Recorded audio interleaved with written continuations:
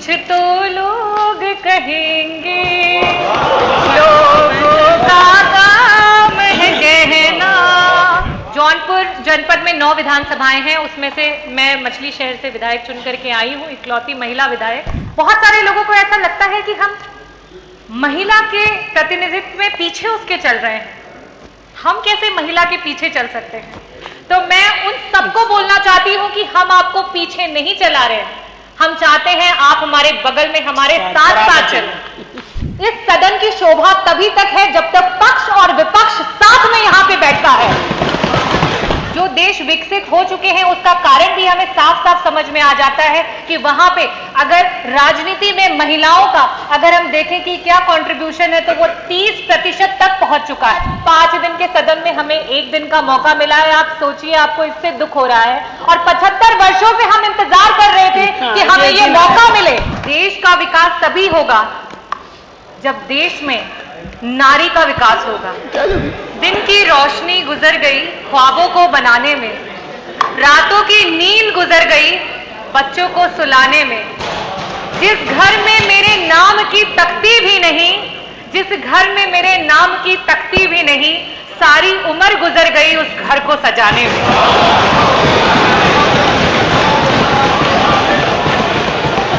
आदरणीय अध्यक्ष महोदय, आज आजादी के 75 वर्षों में पहली बार देश की सबसे बड़ी सदन उत्तर प्रदेश की सदन में सिर्फ और सिर्फ महिला विधायकों को बोलने का आपने अवसर दिया। मैं उसके लिए आपको हृदय से धन्यवाद करती हूं। मैं धन्यवाद करना चाहूंगी समाजवादी पार्टी के राष्ट्रीय अध्यक्ष श्री अखिलेश यादव जी का, आदरणीय डिंपल भाभी का, जिनकी प्रोग्रेसिव सोच के कारण आज विपक्ष में होने के बावजूद भी अगर हम रेशियो निकाल लें तो जो महिला जनप्रतिनिधि हैं उनका रेशियो पक्ष के समान है। मैं धन्यवाद करना चाहूंगी हमारी समाजवादी पार्टी की सोच को,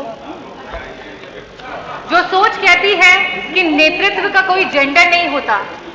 नेतृत्व का होता है एक विचार, एक सोच, एक विचारधारा जिससे आप लोगों को खुद से जोड़ते हैं। राम मनोहर लोहिया जी ने कहा था, देश का विकास तभी होगा जब देश में नारी का विकास होगा। जब नारी विकास करेगी तभी देश का विकास होगा। आज से कई सालों पहले जब अध्यक्ष जी, आप, मेरे पिता, उनके सहपाठी जब स्कूल में जाया करते थे तो वहां पे पढ़ाया जाता था कि 3 प्रकार के देश होते हैं, विकसित देश, विकासशील देश और अविकसित देश। और तब वो अपने अभिभावकों से पूछते थे कि हमारा देश विकासशील की श्रेणी में आता है, ये कब तक विकसित हो जाएगा? तो उन्हें कहा जाता था, कुछ नहीं, आज से 8-10 सालों में हमारा देश विकसित हो जाएगा। अध्यक्ष जी, आपके बाद हमने भी स्कूल की पढ़ाई की, हमने भी स्कूल जाना शुरू किया और हमें भी वही पढ़ाया गया और हमने भी जब ये पूछा सवाल तो हमें भी वही उत्तर मिला। आज एक नई जनरेशन स्कूल जाने को तैयार है, लेकिन आज ये देश अपना जवाब नहीं बदल पाया है। क्या हमने कभी इस बात पे मंथन किया है? आज ये जो स्पेशल सेशन बुलाया गया है, ये सत्र ही उसका जवाब है कि आज जो हम 403 विधायकों में सिर्फ और सिर्फ 47 महिला विधायक हैं, वो उसका जवाब है कि जिसकी वजह से आज हमारा देश विकासशील से विकसित देश नहीं हो पाया है। मैं आज बताना चाहती हूं कि अगर हम देश में देखें कि महिलाओं का राजनीति में नेतृत्व के परसेंटेज को निकालें तो सिर्फ और सिर्फ 9% महिलाएं हैं जो पूरे देश में जनप्रतिनिधि के रूप में अपना नेतृत्व कर रही हैं। और इस आंकड़े को अगर हम किसी भी डेवलप कंट्री से कंपेयर करें तो वहां पे जो देश विकसित हो चुके हैं उसका कारण भी हमें साफ साफ समझ में आ जाता है कि वहां पे अगर राजनीति में महिलाओं का अगर हम देखें कि क्या कंट्रीब्यूशन है तो वो 30% तक पहुंच चुका है। और हमें भी अब इस पे विचार करना जरूरी है और इस सदन के माध्यम से मैं आग्रह करना चाहूंगी कि महिलाओं को हर क्षेत्र में आरक्षण देने की जिम्मेदारी सरकार को उठानी चाहिए, इस प्रदेश को उठानी चाहिए और इस देश को उठानी चाहिए।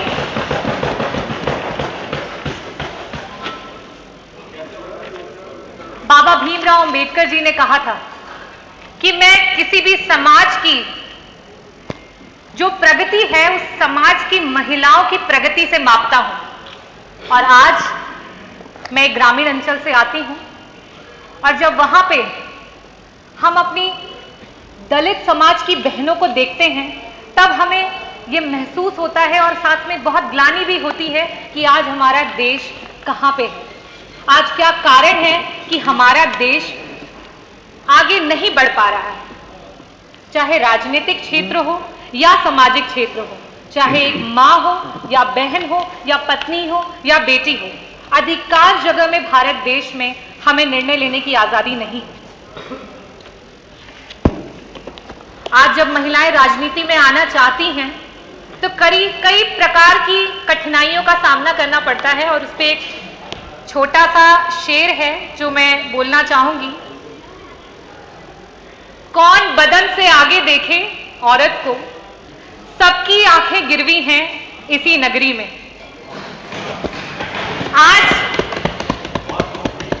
आज भी अगर औरत कुछ अच्छा नहीं कर पाती है तो आज हमें सुनने को मिलता है ये तो औरत है, इतना बड़ा दायित्व इसे दे दिया, कहां से कर पाती है। और अगर किसी तरीके से वो औरत अच्छा कर जाती है तो उसे कहते हैं अच्छा, ऐसे कैसे अच्छा कर दिया, ऐसा क्या किया होगा उसने। इस सोच को बदलने की जरूरत है। मैं इस सोच के लिए ये बोलना चाहूंगी कि आज इस प्रदेश को, इस देश को एक मकसद के साथ हमारे प्रदेश की और देश की महिलाओं को बढ़ाने के लिए सोचना होगा। स्वामी विवेकानंद जी ने कहा था कि अगर किसी मकसद के लिए खड़े हो तो एक वृक्ष की तरह खड़े हो और गिरो तो एक बीज की तरह, ताकि दोबारा से उग करके उसी मकसद के लिए दोबारा से जंग लड़ सको।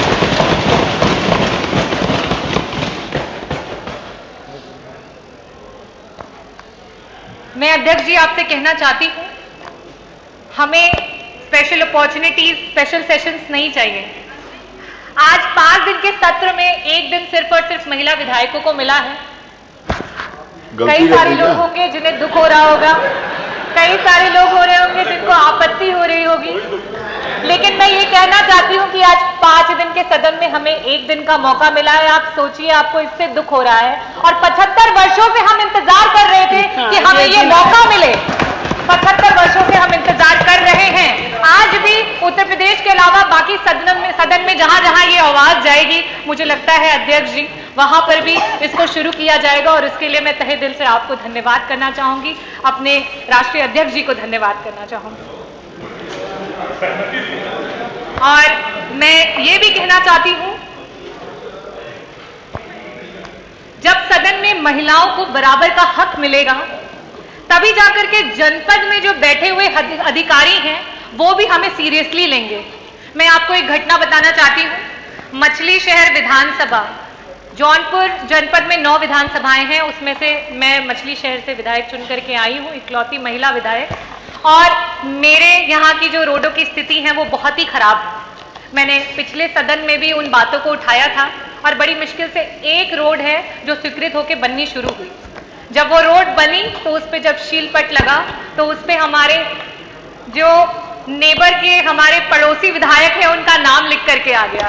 तो आज अधिकारियों की भी ये सोच है कि अरे ये तो महिला है, ये क्या कर लेगी, और ऊपर से ये विपक्ष की महिला है तो ये क्या कर लेगी। हमें इसको बदलना होगा, हमें इसे बदलना होगा। मैं सरकार से अनुरोध करूंगी कि इस तरीके की सोच पे अंकुश लगाया जाए। साथ ही साथ मैं अपनी महिलाओं को भी कहना चाहूंगी कि ये वक्त आ गया है कि हमें आगे बढ़ना होगा, हमें देश का प्रतिनिधि बनना होगा, हमें आगे बढ़ करके देश को तरक्की के रास्ते पे लेके जाना होगा। अब हमें ये नहीं सोचना है कि लोग क्या कहेंगे और समाज क्या कहेगा, क्योंकि कुछ तो लोग कहेंगे, लोगों का काम है कहना, पर अब हमको चुप नहीं रहना। मैं एक ग्रामीण अंचल से आती हूँ मैं आज जो मुझे मौका मिला है उसके माध्यम से अपने विधानसभा की सारी मेरी माताओं और बहनों को दिल से धन्यवाद करती हूँ कि उन्होंने मुझ पे इतना भरोसा जताया और मुझे जिता करके यहाँ पे भेजा। मैं साथ ही साथ ये भी बोलना चाहती हूँ कि आज हम भारतीय बड़े आधुनिक बनते हैं, हर बात पे बड़ी बेबाकी से चर्चा करते हैं, लेकिन जब बात आती है महिला के सशक्तिकरण की तो ना जाने हम क्यों चुप्पी साध लेते हैं। हम क्यों भूल जाते हैं कि भारत की आजादी में महिलाओं का बलिदान कहीं से कम नहीं था, चाहे वो रानी लक्ष्मीबाई रही हो, चाहे वो झलकारी देवी रही हो, चाहे महारानी अहिल्याबाई होलकर रही हो, चाहे ज्योतिबा फूले जी रही हो, और साथ ही साथ चाहे वो मातंगी देवी रही हो जिन्होंने वंदे मातरम कहते कहते अपने प्राणों की आहुति दे दी, चाहे वो कनकलता रही हो जिन्होंने 17 साल की उम्र में हाथ में राष्ट्रीय ध्वज को लिए वीर गति को प्राप्त हो गई हो। हमें उन बातों को नहीं भूलना चाहिए और शायद इन्हीं बातों को भूलने की वजह से आज महिलाएं पीछे छूटती चली जा रही हैं। मैं आज इस सदन के माध्यम से ये कहना चाहती हूं, मैं ग्रामीण अंचल से आती हूं और वहां पे मैंने कई बार सुना है, तो मैंने कहा कि यहां से एक मैसेज देना बहुत जरूरी है। बहुत सारे लोगों को ऐसा लगता है कि हम महिला के प्रतिनिधित्व में पीछे उसके चल रहे हैं, हम कैसे महिला के पीछे चल सकते हैं। तो मैं उन सबको बोलना चाहती हूं कि हम आपको पीछे नहीं चला रहे हैं, हम चाहते हैं आप हमारे बगल में हमारे साथ साथ चलें। अल्बर्ट कामू ने कहा था, I don't want you to lead me, I don't want you to walk behind me, I want you to walk by my side. और यही हमारी सोच है और मैं मानती हूं कि इस सदन में बैठी सारी जितनी भी महिला जनप्रतिनिधि हैं उनकी भी यही सोच है। मैं धन्यवाद करना चाहूंगी आदरणीय मुख्यमंत्री जी को कि जिस दिन मॉनसून का पहला सत्र था उस दिन हमें अंदर नहीं आने दिया। मैं पूछना चाहूंगी हमारी पक्ष के विधायकगण से, दिल पे हाथ रख के बताइए, क्या आपको अच्छा लग रहा था यहाँ की सारी सीटें खाली थी? इस सदन की शोभा तभी तक है जब तक पक्ष और विपक्ष साथ में यहां पे बैठता है। जब तक पक्ष और विपक्ष साथ में बैठता है तभी तक हमारा लोकतंत्र मजबूत है, और जिस दिन यहां से विपक्ष हट जाएगा उस दिन लोकतंत्र की धज्जियां उड़ जाएंगी। और उसी प्रकार से मैं कहना चाहूंगी, रोका गया है। रजनी जी, अरे आप बोलिए। मैं माननीय मंत्री जी को बताना चाहती हूँ। नहीं, कोई जवाब, मैंने उनको मना कर दिया, आप अपनी बात जी।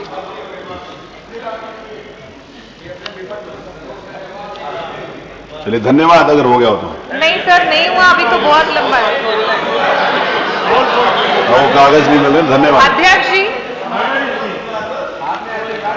नहीं, कागज नहीं मिल रहा, इसी को बोल रहा था। मुख्यमंत्री जी को धन्यवाद कर रही थी कि जैसे कि हमें आने नहीं दिया, तो उस दिन यहाँ पे आपके पॉलिसीज की पर्चियां बट रही थी, तो मैं बहुत बहुत धन्यवाद प्रकट करना चाहूंगी कि वो पॉलिसीज की पर्चियां हमें भी मिली। तो मैं उसके बारे में बताना चाहती हूं। उसमें आपने विवाह के लिए कन्या अनुदान देने का एक संकल्प लिया है। कोरोना काल में बहुत सारे गरीब परिवार अपने बच्चों की शादी नहीं कर पाए। वो गरीब माता पिताओं ने अभी कुछ महीने पहले जब शादी का सीजन था तब वो अपने बच्चों की शादी कर रहे थे। मेरे विधानसभा से ना जाने कितने परिवार हैं जिन्होंने उस अनुदान पे आस लगाए बैठे हुए थे, और आज वो शादी को बीते हुए 4 से 5 से 6 महीने हो चुके हैं और आपका अनुदान नहीं आया है। और जब आपके अधिकारी से बात करते हैं तो वो कहते हैं मैडम हमारे पास कोई बजट ही नहीं है इसके लिए।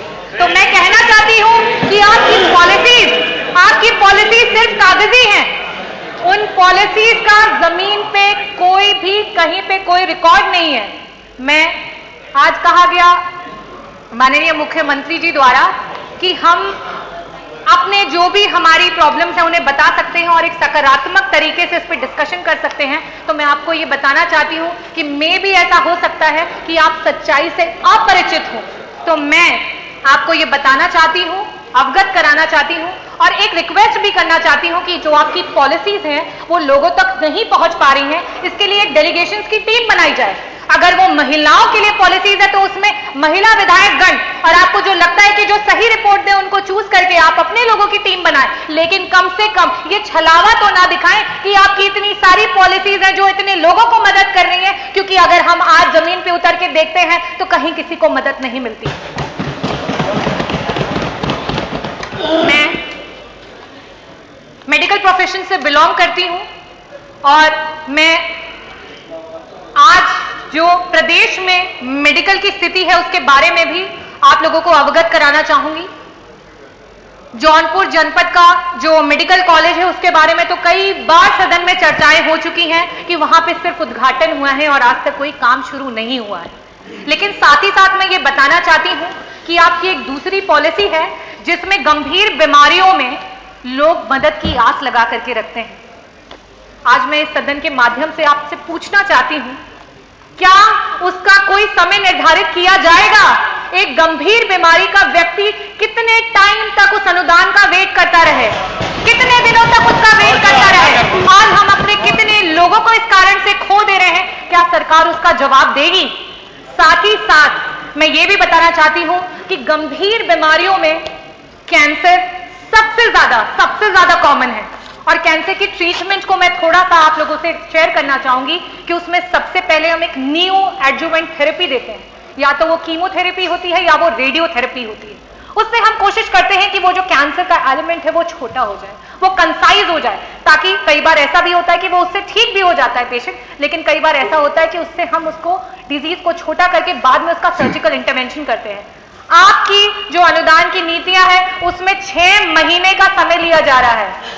क्या एक कैंसर का पेशेंट 6 महीने तक वेट कर पाएगा कि उसका अनुदान आए तब वो अपनी सर्जरी कराए? मैं आज इस सदन के माध्यम से आप लोगों से अनुरोध करना चाहती हूं कि इस पे संशोधन किया जाए। इस पॉलिसी से जनता की मदद नहीं हो पा रही है, लोगों के पास तक वो मदद नहीं पहुंच पा रही है। थैंक यू डॉक्टर, आगे नहीं हो गया। गंभीर बीमारियों पर मेरी आंगनबाड़ी जो सेविकाएं हैं उनके लिए बोलना चाहती हूँ। मेरी जो आशाएं बहनें हैं जिन्होंने कोरोना काल में हमारे ग्रास रूट लेवल पे जाकर के हमारे लोगों की मदद की, जहां ग्रामीण धन्यवाद डॉक्टर आगिनी, नहीं अवेलेबल थे, धन्यवाद, उन्होंने उनकी मदद की। आज वो रोड पे निकली हुई है, आज वो अपने हक की दुहाई मांग रही है। क्या सरकार उनकी मदद करेगी? आज हमारी आंगनबाड़ी की जो महिलाएं हैं वो कह रही हैं कि आपकी, अरे कंपेयर नहीं करिए किसी के साथ। महिला ये कह रही है, सारी बातें तो सबने बोलना है ना। महंगाई के कारण उनकी कमर, महबूब जी आप आखिरी तक बैठेंगे। आज जब मार्केट में तेल 200 रुपए किलो है रिफाइंड ऑयल, तो उन्हें सिर्फ 120 रुपए मानक मिलता है। आज जब मूंग की दाल मार्केट में 100 रुपए की है तो उन्हें सिर्फ और सिर्फ 59 रुपए मिलता है। आज जब मार्केट में आलू 20 रुपए किलो है तो उन्हें सिर्फ 7 रुपए मिलता है। आज उनकी मांगों को कौन सुनेगा? कौन उनकी दुहाई को सुनेगा?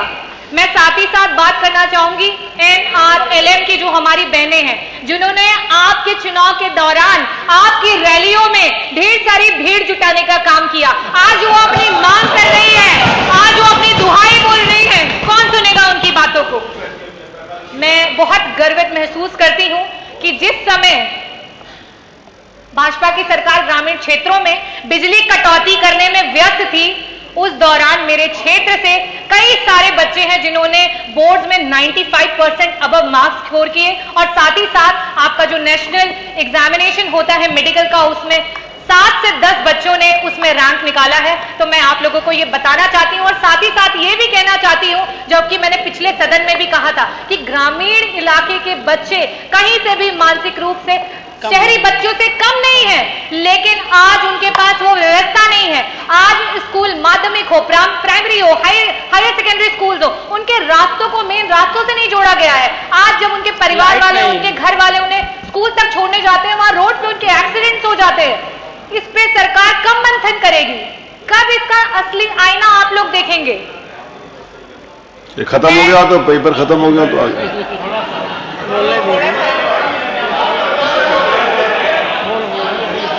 मैं साथ ही साथ बोलना चाहूंगी ये जीरो टॉलरेंस की सरकार है और आदरणीय हमारे मंत्री जी, संसदीय कार्य मंत्री जी ने कहा था कि जीरो टॉलरेंस की डेफिनेशन ये नहीं है कि कोई अपराध नहीं होंगे।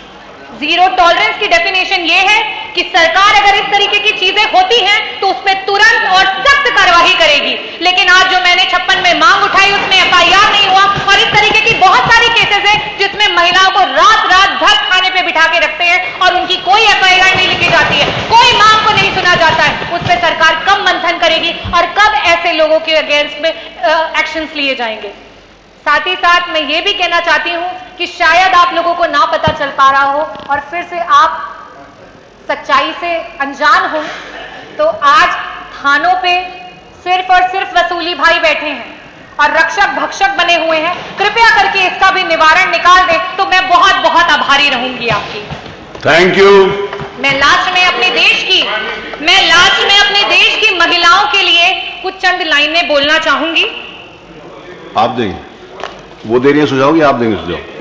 मैं अपनी देश की महिलाओं के लिए और अपने प्रदेश की महिलाओं के लिए बोलना चाहूंगी। सुनो द्रौपदी शस्त्र उठा लो, छोड़ो मेहंदी खड़क संभालो। सुनो द्रौपदी शस्त्र उठा लो, छोड़ो मेहंदी खड़क संभालो। अब गोविंद ना आएंगे, धूत बिठाए बैठे शकुनी सब मस्तक बिक जाएंगे। सुनो द्रौपदी शस्त्र उठा लो, अब गोविंद